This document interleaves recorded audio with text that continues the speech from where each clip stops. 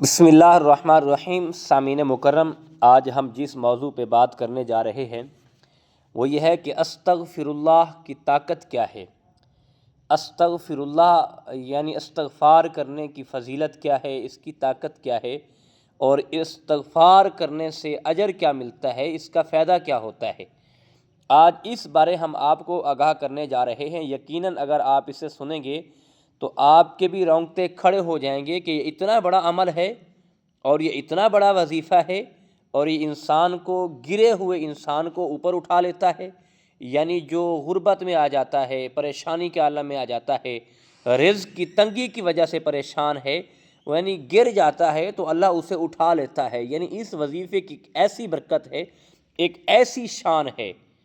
یعنی استغفار کرنا، بار بار استغفار کرنا، یہ اللہ کی قرب میں لاتا ہے۔ یعنی اللہ کے ایک خاص یہ ایک وظیفہ ہے جسے انسان کرتا ہے، اور کرنے کے بعد اللہ ایک اپنا اسے خاص بنا لیتا ہے۔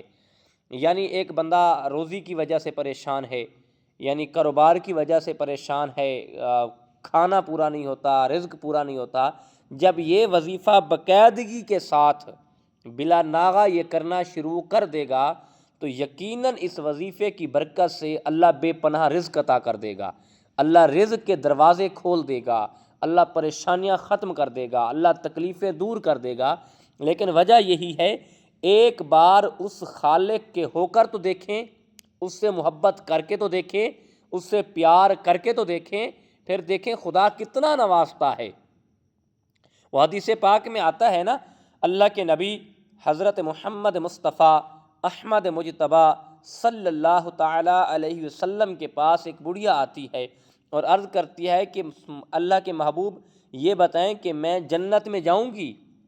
لیکن اللہ کے نبی نے کیا کیا، میرے آقا نے فرمایا نہیں، تو جنت میں نہیں جائے گی، تو بوڑھی ہے، ضعیف ہے، لیکن تو جنت میں نہیں جائے گی۔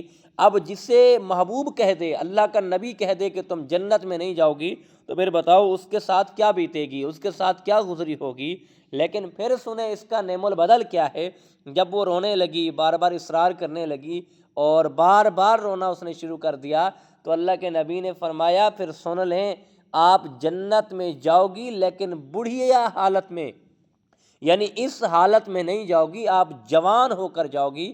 یعنی آقا نے فرمایا جو بھی جنت میں جائے گا وہ بوڑھا ہو، جوان ہو، بچہ ہو، اور جس عمر میں بھی ہوگا، لیکن جب جنت میں جائے گا تو اس کی عمر 32 سال ہوگی، یعنی جوانی کی عمر میں ہوگا۔ لیکن یہ دیکھیں، پہلے آقا نے اسے کہا تو وہ ڈر گئی، پریشان ہو گئی، اگر میں جنت میں نہیں جا سکتی تو میرا ٹھکانہ تو جہنم ہے۔ لیکن جب رونا شروع کر دیا، پھر اللہ کے نبی نے خوشخبری سنا دی، پھر وہ مسکرا پڑی۔ اور اسی طرح اللہ رب العزت فرماتا ہے، یہ جب اپنے انسان کو پریشانی میں مبتلا کرتا ہے، تکلیف میں مبتلا کرتا ہے، میرا رب کہتا ہے تم میرے پاس آ کر اور مجھ سے مانگو تو صحیح۔ اب استغفار کرنے کی یہی وجہ ہے، یہی برکات ہے، یہی اس کی ایک ایسا عمل ہے جس کے کرنے سے اللہ آپ کی پریشانی دور کر سکتا ہے، اللہ آپ کے رزق کی تنگی جو ہے وہ دور کر دے گا، اللہ آپ کے گھریلو معاملات کی جو پریشانی ہے وہ دور کر دے گا۔ لیکن اس کو کم از کم آپ ڈیلی ایک تسبیح، یعنی 100 مرتبہ ڈیلی استغفار کریں، ڈیلی استغفار کریں، پھر رب سے دعا مانگیں، یقیناً اللہ رب العزت آپ کی پریشانیاں بھی دور کر دے گا، آپ کی تکلیفیں بھی دور کر دے گا۔ لیکن اس وظیفے کی برکت سے اللہ کے جو خاص بندے ہیں، اللہ کے جو نیک بندے، اللہ اسے اپنے نیک بندوں کی لسٹ میں ڈال لیتا ہے، اللہ اسے اپنے پیاروں کی لسٹ میں ڈال لیتا ہے۔ لیکن یقیناً ایک ایسا عمل ہے تو ہمیں کرنا چاہیے، اگر ہمیں زندگی نے موقع دیا ہے اور ہمیں وقت ملا ہے تو کم از کم دن میں اس کی ایک تسبیح کریں۔ اللہ پاک عمل کی توفیق عطا فرمائے۔ اما توفیقی الا باللہ۔